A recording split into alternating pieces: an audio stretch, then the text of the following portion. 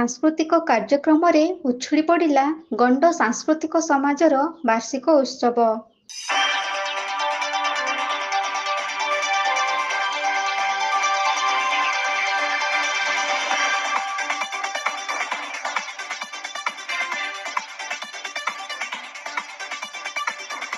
କେନ୍ଦୁଝର ଜିଲ୍ଲା ପାଟଣା ବ୍ଲକ ଅନ୍ତର୍ଗତ ବାଉଁଶୁଳି ଗ୍ରାମ ପଞ୍ଚାୟତ ଆମ୍ବତୋଟାଠାରେ ଜନଗହଳିରେ ପରିପୂର୍ଣ୍ଣ ହୋଇ ଉଠିଥାଏ। ଧୁ ଧୁ ଖରାକୁ ଖାତିର ନ କରି ଛୋଟରୁ ବଡ଼ ପର୍ଯ୍ୟନ୍ତ ସମସ୍ତେ ଏକତ୍ରିତ ରୁଣ୍ଡୀଭୂତ ହୋଇଛନ୍ତି ଏକ ମନୋରମ ପରିବେଶରେ। ସମସ୍ତଙ୍କ ମନରେ ଭରି ଯାଇଥାଏ ଆନନ୍ଦର ଲହରୀ। ଆଜି ନିଜ ଜାତି ଗଣ୍ଡ ସାଂସ୍କୃତିକ ସମାଜର ମହାମିଳନ ପର୍ବ। ଖିରେଇ ଟାଙ୍ଗିରି ପଲ୍ଲୀର ଏହି ମହାମିଳନ ପର୍ବ ଷଷ୍ଠ ଥର ପାଇଁ ବାଉଁଶୁଳିଠାରେ ଆୟୋଜିତ ହୋଇଛି ବାର୍ଷିକ ସମ୍ମିଳନୀ।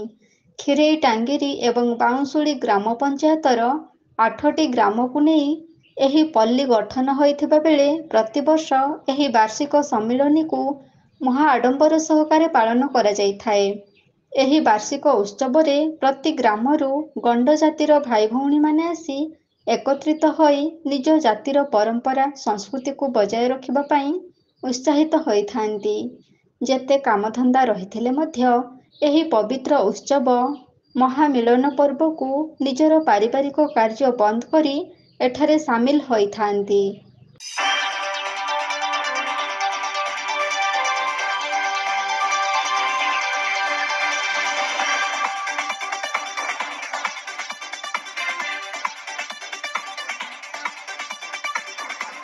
ବାର୍ଷିକ ଉତ୍ସବରେ ଜାତିର ପ୍ରିୟ ଦେବତା ଜଙ୍ଘାଦେଓ, ଲିଙ୍ଗାଦେଓ, ବଡ଼ାଦେଓ ଏବଂ ମାତା ଗୌରୀଙ୍କୁ ପୂଜା କରିବା ପାଇଁ ସର୍ବପ୍ରଥମେ କଳସ ଯାତ୍ରା କରାଯାଇଥାଏ।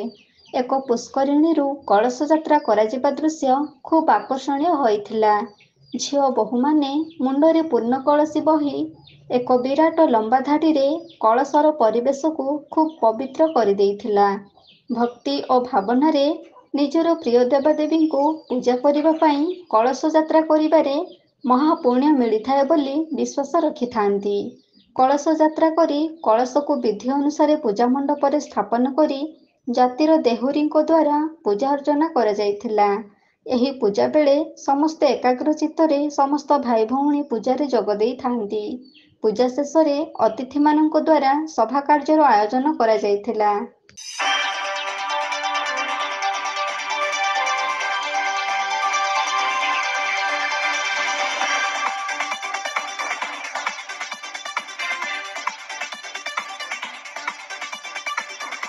ଏହି ବାର୍ଷିକ ଉତ୍ସବରେ ସମସ୍ତଙ୍କୁ ଆକୃଷ୍ଟ କରିଥିଲା ଗଣ୍ଡ ସାଂସ୍କୃତିକ ସମାଜର ଭାଇ ଭଉଣୀଙ୍କ ଦ୍ୱାରା ସାଂସ୍କୃତିକ କାର୍ଯ୍ୟକ୍ରମ।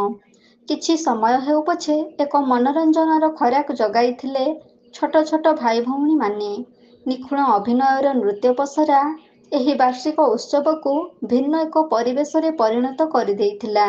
ଖୁବ୍ ଆକର୍ଷଣୀୟ ନୃତ୍ୟ କଳାରେ ସଭା ମଣ୍ଡପ ଉଛୁଳି ପଡ଼ିଥିବା ବେଳେ ଅତିଥିମାନେ ମଧ୍ୟ ସଂସ୍କୃତି କାର୍ଯ୍ୟକ୍ରମକୁ ବେଶ୍ ଉପଭୋଗ କରୁଥିବା ଦେଖିବାକୁ ମିଳିଥିଲା। ସଭା କାର୍ଯ୍ୟରେ ମୁଖ୍ୟ ଅତିଥି ଭାବେ ଯୋଗ ଦେଇଥିବା ପାଟଣା ନିର୍ବାଚନ ମଣ୍ଡଳୀର ପୂର୍ବତନ ବିଧାୟକ ତଥା କେନ୍ଦୁଝର ଜିଲ୍ଲାର ପୂର୍ବତନ ଯୋଜନା ବୋର୍ଡ ଅଧ୍ୟକ୍ଷ ଜଗନ୍ନାଥ ନାୟକ ନିଜ ଜାତିର ଅଗ୍ରଗତି ପାଇଁ ମୂଲ୍ୟବାନ ଉପଦେଶ ଦେଇଥିଲେ। ପାଲଲହଡ଼ାର ଅକ୍ଷୟ କୁମାର ନାୟକ ମୁଖ୍ୟ ବକ୍ତା ଭାବରେ ଯୋଗ ଦେଇ ଗଣ୍ଡ ସମାଜର ଗୁଣ୍ଡି ଭାଷାକୁ ପୁନର୍ଜୀବିତ କରିବା ପାଇଁ ଅନୁରୋଧ କରିବା ସହିତ ଗୁଣ୍ଡି ଭାଷାରେ ଚୁମ୍ବକ ଭାଷଣ ଦେଇଥିଲେ। ସମ୍ମାନନୀୟ ଅତିଥି ଭାବେ ଜିଲ୍ଲା ପରିଷଦ ପ୍ରଫୁଲ୍ଲ ଚନ୍ଦ୍ର ନାୟକ, ପୂର୍ବତନ ପାଟଣା ବ୍ଲକ ଚେୟାରମ୍ୟାନ ସୁକାନ୍ତି ନାୟକ, ଖିରେଇ ଟାଙ୍ଗିରି ସମିତି ସଭ୍ୟା ବୈଦେହୀ ନାୟକଙ୍କ ସହିତ ପଲ୍ଲୀ ସଭାପତି ଦାଶରଥୀ ନାୟକ ଏବଂ ସମ୍ପାଦକ ଲାଲମୋହନ ନାୟକ ଉପସ୍ଥିତ ରହିଥିଲେ। ସଭା ପରିଚାଳନା ଦାୟିତ୍ୱରେ ବାସୁଦେବ ସିଂ ଯୋଗ ଦେଇ ଶୃଙ୍ଖଳିତ ଭାବରେ ସଭା ପରିଚାଳନା କରିଥିଲେ।